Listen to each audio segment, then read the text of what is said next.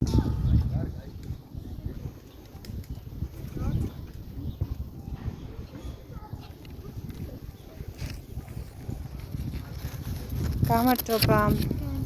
შეიძლება გაგესაუბრო? გაგვეცანი თუ შეიძლება. რა არანა ჩიჩვა 11 წლის მე ვარ ცხოველთ მოყარულე. ან არ გეშენი ამ ძაღლების რომ რო ეთამაშები, რო გეკბინონ? რატომ ამიტომ? რა ვიცი, აბა საერთოდ მშობლები უშლიან ხოლმე ბავშვებს ძაღლებთან თამაშს. შემდგომში ძაღლები ძალიან თითქმის და მეგობრული ცხოველები არიან. გამოსლებაში ისო ვერ დაგვაზარდა. ჩვენმა მშობლებმა იციან ძაღლებთან როგორ მეგობრო?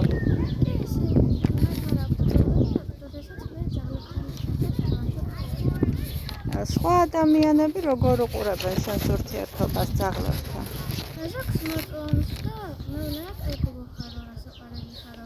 ზოგი კიდე ხანდახან რო გავიან ხოლმე ეძახიან და წილები ყავსო და ეს რაღაცებს მე მართლა ხო შეიძლება რომ წყილები ყავდეს ან ტკიპები უარესი ტკიპა არის გადამტანი დაავადების. მაგრამ მე წყილებზე ტკიპებზეც ვამუშავებ ამას.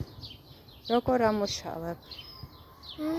ტაბლეტით ვალევინებ ხოლმე, ან ზემოდან ვაცხობ ხოლმე სპეციალურ ძაღლების წამალს.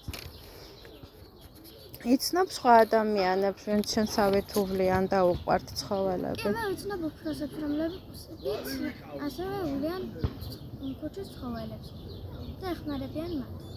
აი როგორ უვლით, რას აკეთებთ? ვუდგავთ სახლებს, ვაჭმევთ, წყალს ვუსხავთ ხოლმე. წამლებს ვალევინებ. დაზიანებულ ცხოველებსაც ვახმარებთ. შენი მეგობრები თუ იზიარებენ შენ სიყვარულს ცხოველების მიმართ? კი, ჩემი მეგობრები იზიარებენ ჩემს ცხოველებთან.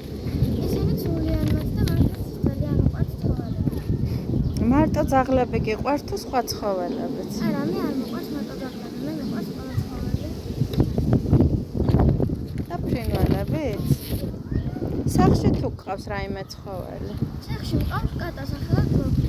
ასევე იმ დღეს მიყოლა თანადგენი კაჭკაჭი და ესეც სახლში მყავს სანამ არ მოხდება.